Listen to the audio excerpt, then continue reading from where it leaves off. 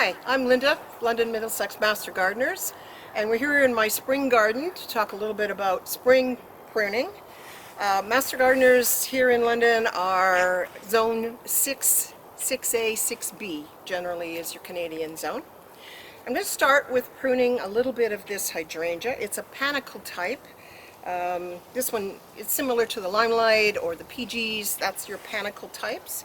And we're just going to do a little bit of deadheading to get started. So one of the first things you do is just look for the top of a branch that has an old flower on it, and we're going to trim above the next bud, just above. So off that comes, and we just go around the plant, basically taking that off.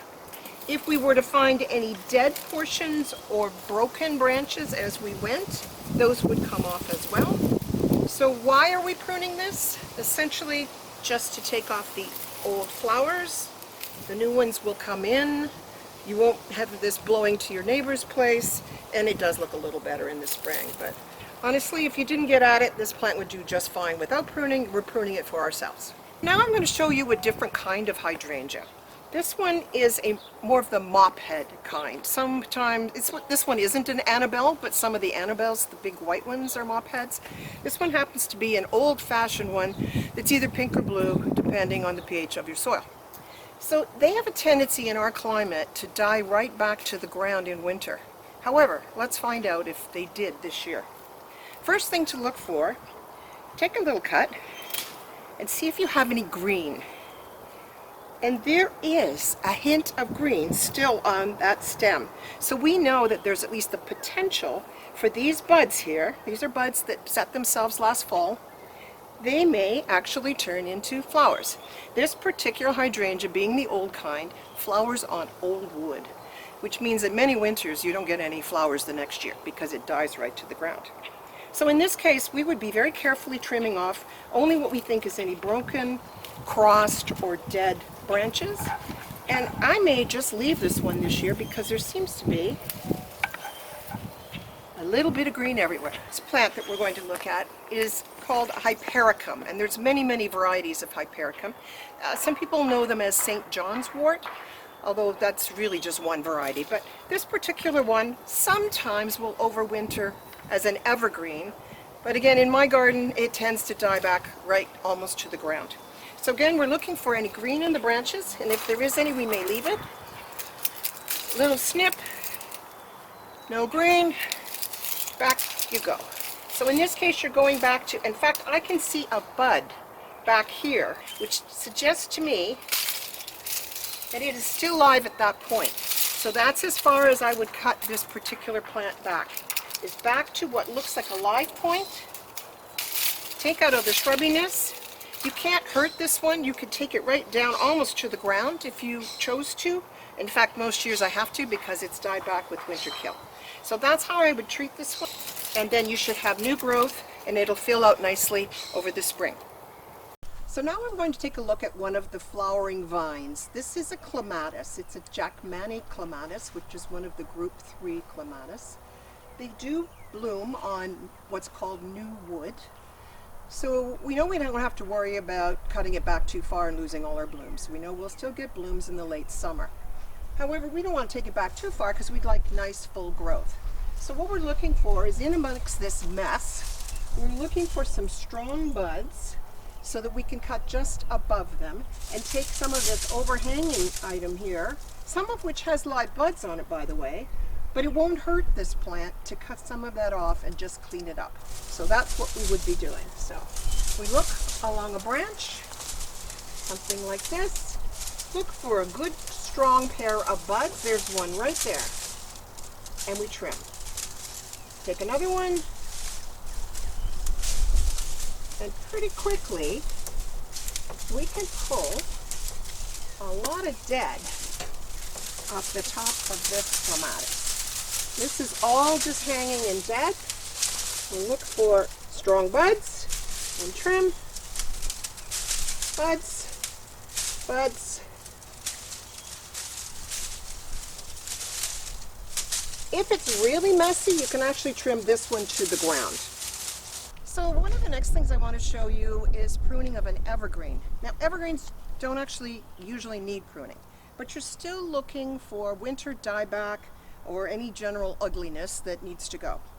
This little blue Serbian spruce has always grown really well on 3 sides, but not so well on this side, so every year I do trim a little bit out of this side. So in this case, you have to remember, evergreens, this kind of evergreen, if you get back to dead wood, it's never going to fill in again. Evergreens don't re-sprout from a dead wood, please. So don't take it all the way back. If the whole branch is dead, that can come out. So let's do that.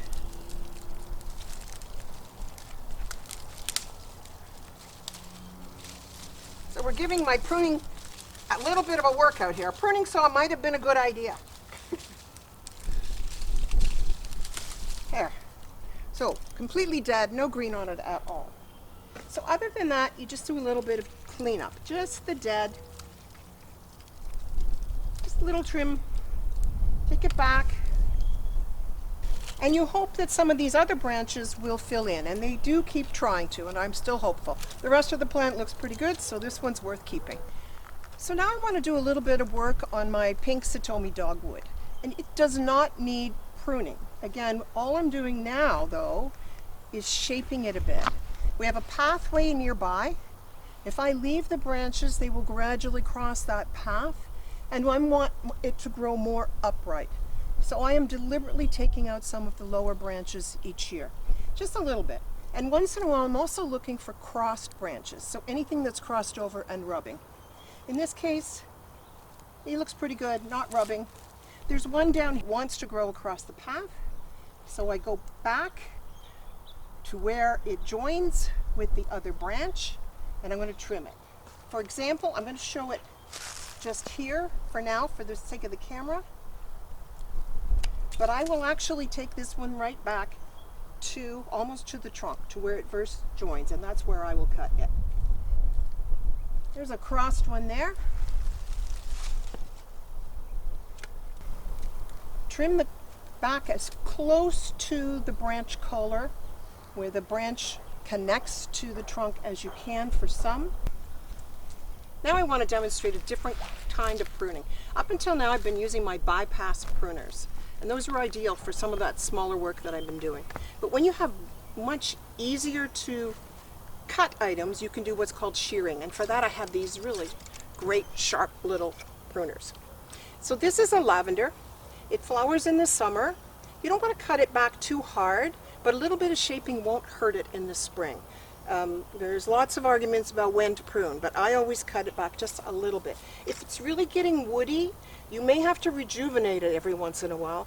This one doesn't need that, but rejuvenating it means you go way down and cut it right back to the woody parts and let it fill in again.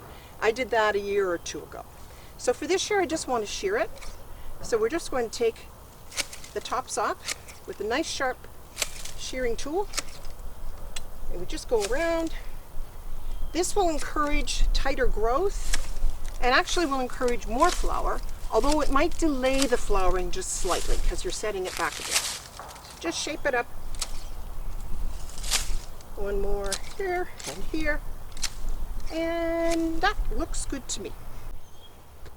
So one more thing that you can shear are the twiggy, woody little shrubs. This is the Spirea, and they will be sort of late spring, early summer flowering. So you can still shear them back hard though. It's strange, this particular one, even though it does flower, you get beautiful leaves first, colorful leaves. So, but you want it to be full, and this one's kind of lopsided and it needs to fill out. It's been transplanted recently. So I can take that down. I could take it down to 6 inches high if I wanted to, but I will just take it down about half. Just with my sharp shears. You can see how sharp they are. And you're done.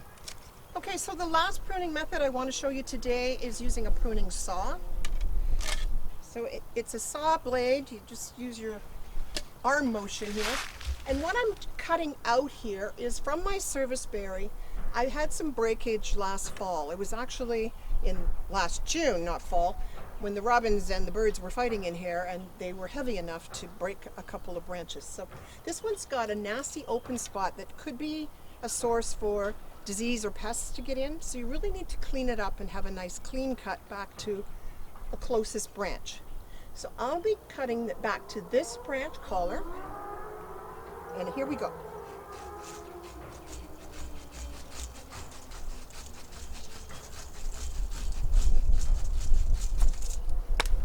There. So it's got a nice clean cut, less chance for disease and pests to get in there, and it probably, with new branching, will fill in and you won't even know that it's gone. So I do want to say that pruning doesn't have to be as scary as some people find it. Essentially, most plants don't need to be pruned. So one plant that I want to encourage you not to prune between April and the end of June is oak. Don't touch your oaks in that time frame. We are prone soon. Oak wilt is on its way here and has been seen on the edges. So we don't want to be having any oaks pruned during that time frame because it makes them more susceptible to that disease. And once they get it, they just die. So other than that, do a little bit of cleanup in your yard. Get rid of the 3 Ds, the dead, the damaged, and the diseased. Maybe do a little bit for structure, as I did with the dogwood, so that it's not poking you in the eye. And otherwise, just enjoy your spring garden. Thanks. Thanks for watching.